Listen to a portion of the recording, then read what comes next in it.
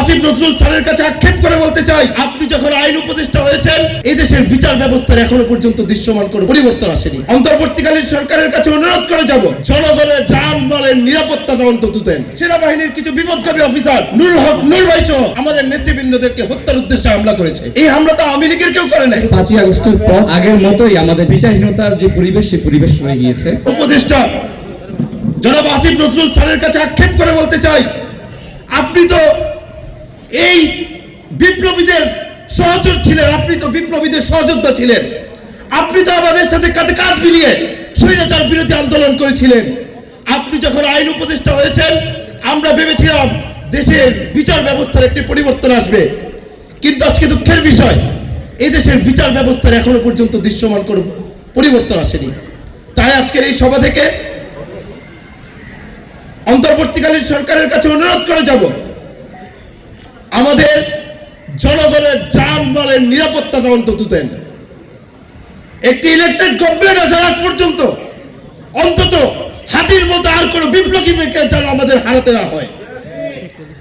আমরা গত 29 আগস্টে দেখলাম মিডিয়ার সামনে প্রকাশ্যে দিবালোকে সেনাবাহিনীর কিছু বিপদগামী অফিসার নুরুল হক নূর ভাই সহ আমাদের নেতৃবৃন্দদেরকে হত্যার উদ্দেশ্যে হামলা করেছে। এই হামলাটা আওয়ামী লীগের কেউ করে নাই। তাহলে ইন্টেরিয়াম গভর্নমেন্ট কেন এই হামলার বিচার করতে পারছে না? আমরা আজকে এই প্রতিবাদ সভা থেকে বিগত সময় আমাদের উপর হওয়া প্রতিটি অন্যায়, প্রতিটি নির্যাতন, প্রতিটি জুলুমের বিচার চেয়ে আমি আমার বক্তব্য শেষ করছি। 5ই আগস্টের পর আমরা ছাত্র সমাজ একটি নতুন রাষ্ট্র, একটা নতুন ধারার রাজনৈতিক যে পরিবর্তন, যে সংস্কৃতির পরিবর্তন, সেই পরিবর্তন আমরা চেয়েছি।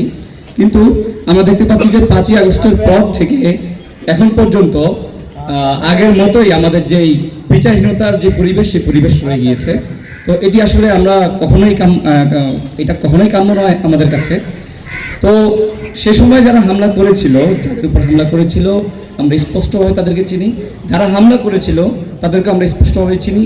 যেমন তৎকালীন প্রক্টর গোলাম রাব্বানী থেকে শুরু করে ছাত্রলীগের সাদ্দাম, সঞ্জিত সহ মামুন, বুলবুল বা গোলাম রাব্বানী যারা ছিল সবাই কিন্তু চিহ্নিত। কিন্তু এই চিহ্নিত সন্ত্রাসীদেরকে, চিহ্নিত হামলাকারীদেরকে আমরা কখনো এই 24-এর নতুন যে বাংলাদেশ আমরা দেখতে পাচ্ছি, যে নতুন বাংলাদেশ আমরা চেয়েছি, সেই বাংলাদেশে আমরা কেন এখনো বিচার করতে পারছি না? এটি আসলে একটা বড় প্রশ্ন। তাছাড়া আমরা দেখতে পাচ্ছি যে সাম্প্রতিক সময়ে আমাদের হাদি ভাই, তাকে আমরা হারিয়ে ফেলেছি। আমাদের হৃদয়ে যে রক্তক্ষরণ হচ্ছে, সেই রক্তক্ষরণ আসলে কখনোই থামবার নয়। আজকে আমরা দেখেছি খুলনায় এনসিপির নেতা, তার উপর হামলা হয়েছে।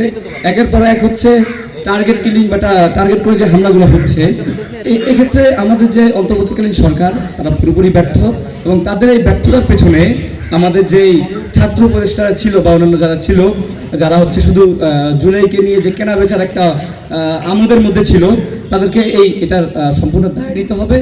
তো আমরা এখনও আমরা যে জিনিসটা দেখতে পাচ্ছি যে আমরা আসলে চলাফেরায় তো নিরাপদ নাই, বরঞ্চ আমাদের যারা হচ্ছে প্রতিবাদী কণ্ঠস্বর, আধিপত্যবাদ বিরোধী কণ্ঠস্বর, তারা চিহ্নিত এবং তাদের কখন কার কি হয়ে যায় এ বিষয়ে আমরা কেউ আসলে নিশ্চিত নই। তো আমি একটাই আহ্বান জানাবো অন্তর্বর্তীকালীন সরকারকে, সেটা হচ্ছে যে আপনারা সকলের জানমালের নিরাপত্তা নিশ্চিত করেন এবং দেশকে, অর্থাৎ আমাদের দেশের যে একটা নতুন রাজনৈতিক ধারা, নতুন যে সংস্কৃতি, অর্থাৎ হিংস্র সংস্কৃতির পরিবর্তে যে একটা নতুন সংস্কৃতি আমরা চেয়েছিলাম, সেটি যেন আমরা পাই। আপনারা সেটা নিশ্চিত করার জন্য সর্বোচ্চ চেষ্টা চালিয়ে যাবেন। ধন্যবাদ সবাইকে।